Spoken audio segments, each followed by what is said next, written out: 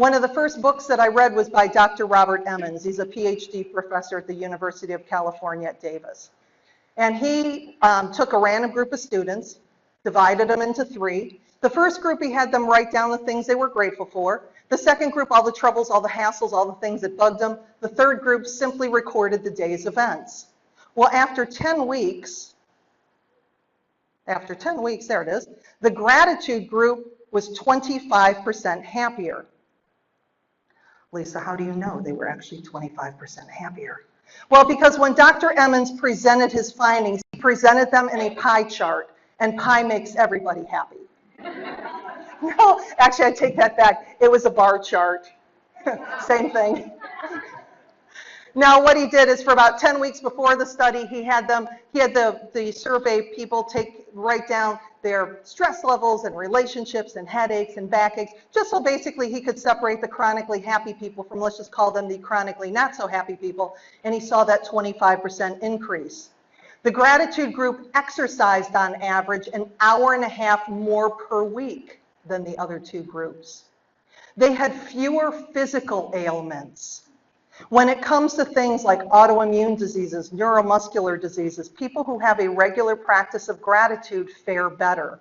I also believe that when it comes to my dad, that attitude of gratitude is what helped him to go home much more quickly than he may have.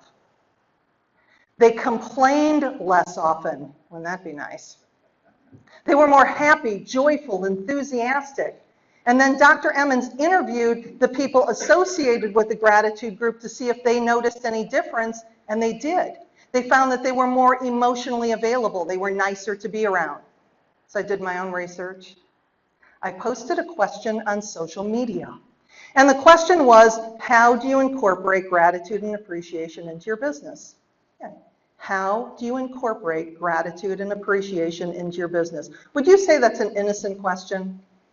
Yeah, this is BT, this is before trolls, when you could post a question on social media and get a respectable, nice, vanilla answer.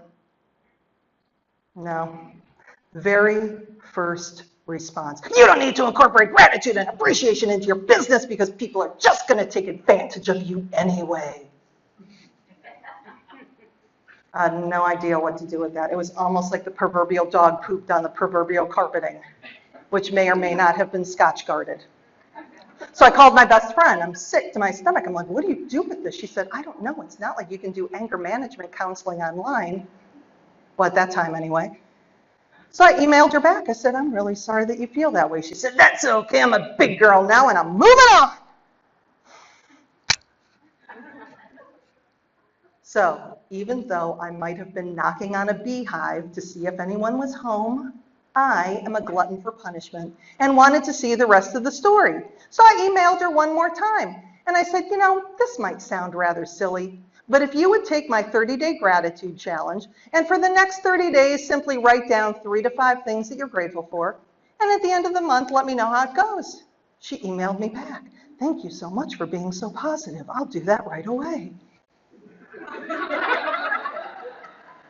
Who are you, and what did you do with the grouchy girl? Well, we stayed in contact over the course of the next month. Month goes by, emailed her, I said, so how's everything going? She said, it's weird. She said, I haven't been feeling that much difference, but I went on vacation and other people noticed. It makes no difference if you believe any of this will actually work. If you'll walk out of this session with one idea that you'll commit to doing over the long term, no matter how you feel, no matter what the reaction is from everyone else, that's where the magic happens.